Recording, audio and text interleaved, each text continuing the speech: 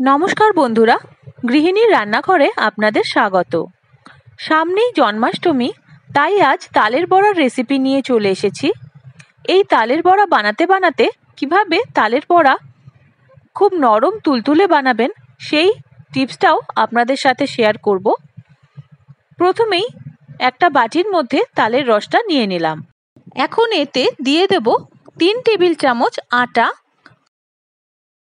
আর দেব 2 table চামচ চালের গুঁড়ো।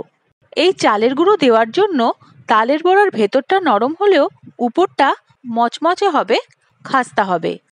এবার দেব সামান্য একটু নুন আর পরিমাণ মতো চিনি।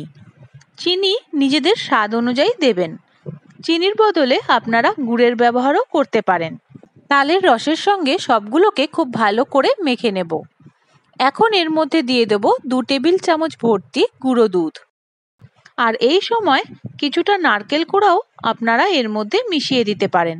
তাছাড়া কাজু বাদাম, কিশমিশ এগুলোকেও একদম ঝিরিঝিরি কুচি করে এর মধ্যে মিশিয়ে দিতে পারেন, তাহলেও কিন্তু টেস্ট দারুণ হবে। খুব ভালো করে পুরোটার সাথে গুঁড়ো দুধ মিশিয়ে নিলাম।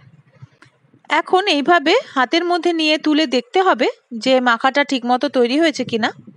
একদম মাখাটা ঠিকমতো তৈরি হয়ে গেছে, তালের বড়ার শেপ নিয়ে নিচ্ছে।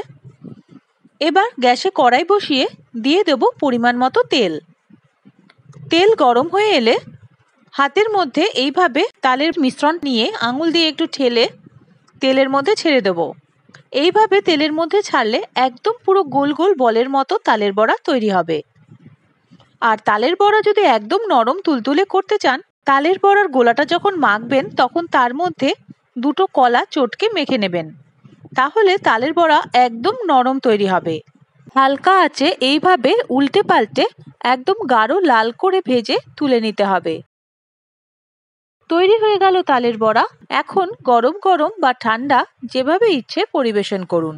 রেসিপিটি ভালো লাগলে ভিডিওটিতে একটা লাইক দেওয়ার আর চ্যানেলটি সাবস্ক্রাইব করার অনুরোধ রইল। সকলকে জানাই শুভ জন্মাষ্টমীর অনেক শুভেচ্ছা। সবাই ভালো থাকবেন। ধন্যবাদ।